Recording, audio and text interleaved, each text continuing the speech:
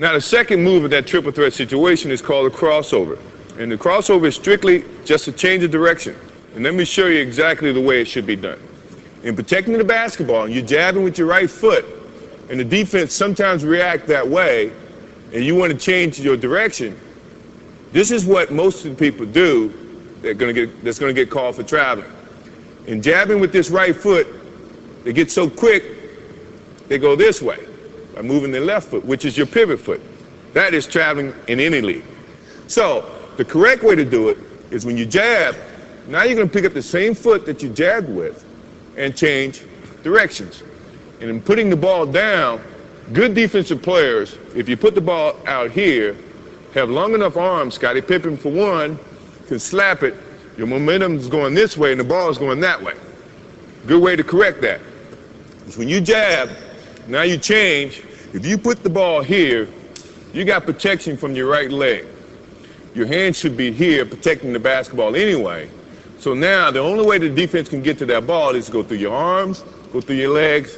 9 times out of 10, it's going to be a foul. I say 9 times out of 10 because I could get away with it. But I don't play anymore, so you don't have to worry about that. So, jab step, change the direction this way, putting the ball inside your legs.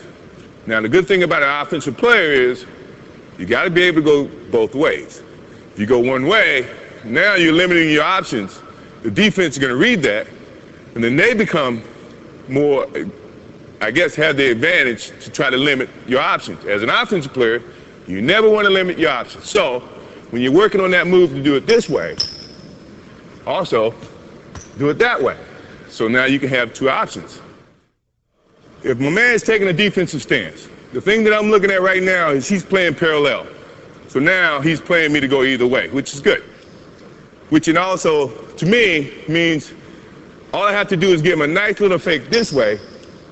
He's going to think and feel that that's the way I'm going. My change of direction is a little bit better to use when you see a guy with the parallel stance. Mainly because he doesn't know where you're going.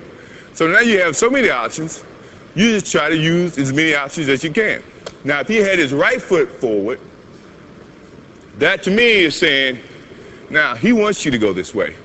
The last thing I want to do is go where the defense wants me to go. I want to go opposite. So this is when now he takes his step that way. To change of direction means he's got to pick up this foot and open, then slide to keep up to you as an offensive player.